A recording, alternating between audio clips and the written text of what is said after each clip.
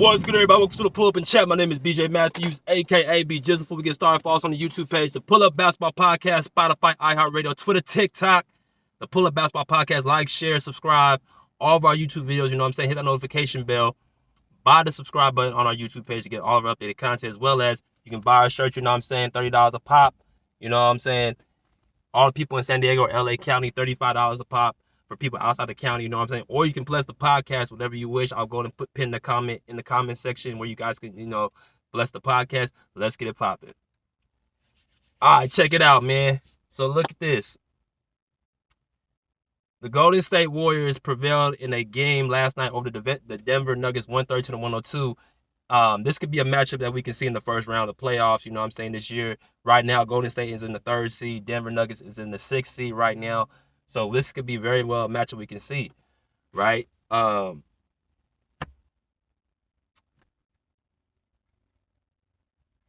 Golden State has been somewhat of a slump, you know what I'm saying, a few weeks, you know what I'm saying. Draymond Green's been out, you know what I'm saying. He's supposed to be coming back on Monday. Andre Iguodala's been out, you know what I'm saying. He's one of the glue guys to the team.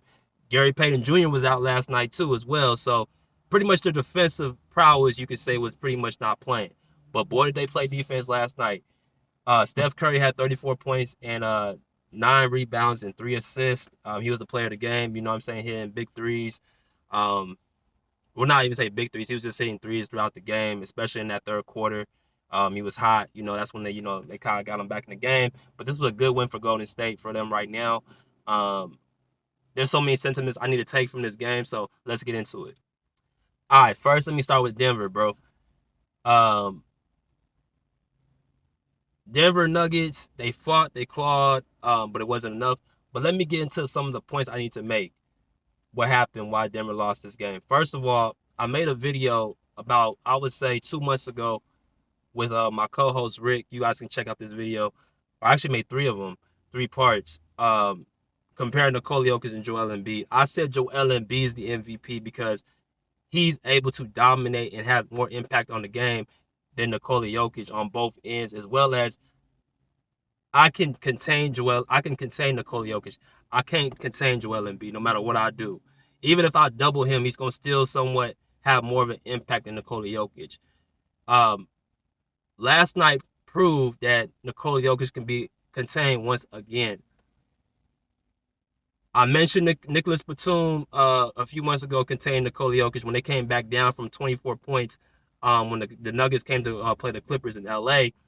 I saw Nicholas Batum contain Nikola Jokic by fronting him in the post, denying him, and completely took out Denver in their whole offense because their whole offense runs through Nikola Jokic, being the big man passing, pick and pop, and back cuts and 3-point shots he passes to his teammates. It runs through him. So once you take out the head of the snake, you pretty much got the Denver Nuggets beat.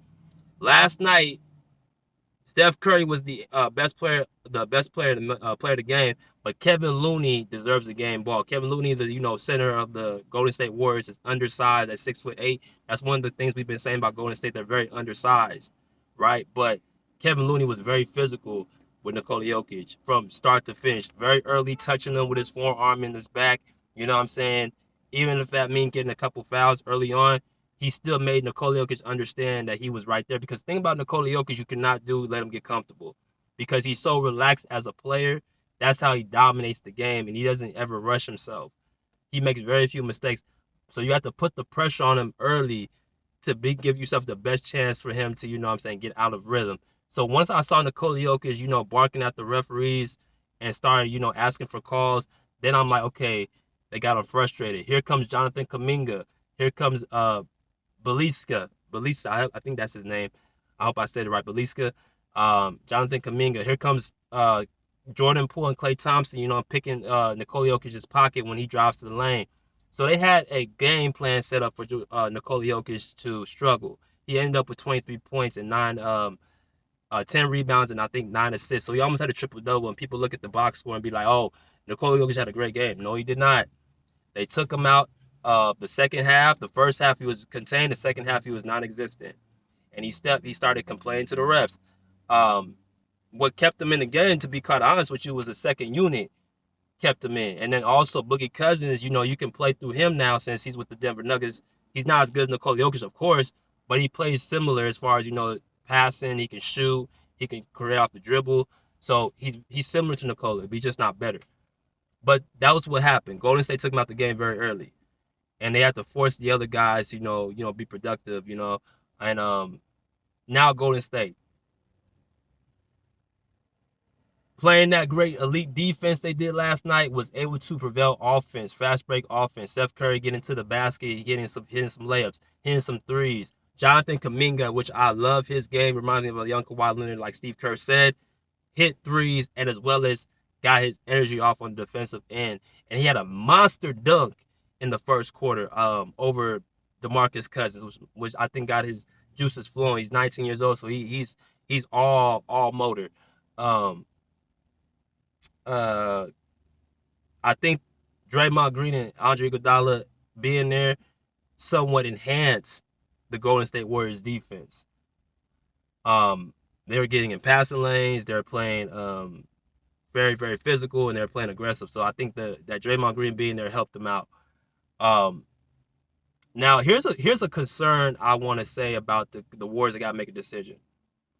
We all know Klay Thompson came back from this ACL and Achilles injury. He's been out for 2.5 years. You know what I'm saying? He's been fighting back, trying to get back to his old self, but he hasn't been his old self. There's been rumblings. Should we put Klay Thompson on the bench?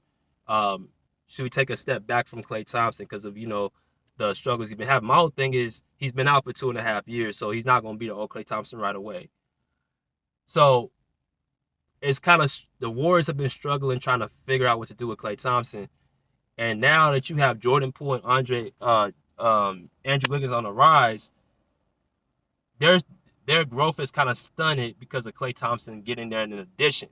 So Steve Kerr, I think, is battling with a decision to make. Do I take Klay Thompson and give him a step back, or do I let him work through his rust and let him and hopefully be ready for the playoffs and he can get back to what the Klay Thompson that we know and love? My whole thing is Jordan Poole was the most improved player candidate, probably leading at the beginning of the season. Golden State was having a lot of success with that style of play. With Andrew Wiggins being an all-star, they're having a lot of success. But since Klay Thompson got there, their production has went down. So after last night, Jordan Poole hit some big shots down the stretch. He's ready to take that next step. And I don't feel like Golden State can afford to hold him back any longer. Once Klay Thompson gets who he's supposed to be, then we can work him in. But you got to let Jordan Poole, you got to let him play. Because he hit the big two shots down the stretch of that game last night. And he was able to, get in his bag. He's been doing this for the past few games since Klay Thompson's been there. So you can't continue to hold this guy back. You got to let him, let him loose. Andrew Wiggins, same thing. You got to give him the best opportunity. Klay Thompson will work himself in once he gets 100%. But I think the big mistake why, Golden State's been struggling is because they've been trying to find out what to do with Klay Thompson and trying to work him back in the rotation, as well as their defense has been horrendous. But last night their defense was very elite and it was very physical. And if they can continue to play like that, they could still be one of the top teams in the West. Hell, they're one of the top teams right now. They're number 2 in the West. But they got to continue that consistency. So where they're going to end up, we'll see. But, hey, that's all I got to say about that. You know what I'm saying? Like, share, subscribe to all of our YouTube videos. You know what I'm saying? If you got any questions, comments, continue to hit us up on the Pull Up Basketball Podcast. You know what I'm saying? All our social media is right there. Pull up, see, pull up, check, pull up. Peace. Out of here like swimwear.